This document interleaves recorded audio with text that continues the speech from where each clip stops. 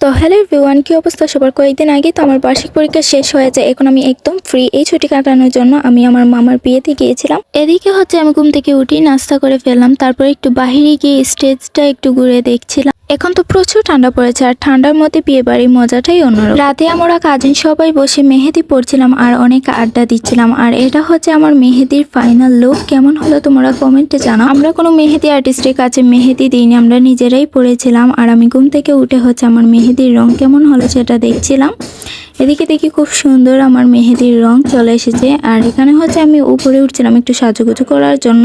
আর এটা হচ্ছে ব্রাইডের জুয়েলারি, এটা পরে মামিকে অনেক বেশি কিউট লাগতেছিল। আর এটা হচ্ছে আমার মেহেদির ফাইনাল লুক। আমি পরেছিলাম একটা সিল্ক কাপড়ের একটা সুন্দর ড্রেস, আমরা সব কাজিনরা মিলে পরেছিলাম। আর এখানে হচ্ছে আমি একটু ভিডিও ক্লিপ নিচ্ছিলাম। আর এখানে হচ্ছে আমরা ফ্রুট দিয়ে কিছু আইটেম বানিয়েছিলাম মেহেদি অনুষ্ঠানের জন্য। ফাইনালি অনেক অপেক্ষার পর বিয়ের দিনটা চলেই এলো। এদিকে হচ্ছে আমরা সকাল সকাল উঠে সাজতে বসেছিলাম। আর এখানে হচ্ছে আমি সাজার জন্য লিপস্টিক চুজ করছিলাম। দেন হচ্ছে আমি আমার ড্রেসের সাথে ম্যাচ করে আইশ্যাডো পরছিলাম। আর এটা হচ্ছে আমার বিয়ের ফাইনাল লুক। আমি অনেক সুন্দর একটা অর্গানজা পরেছিলাম।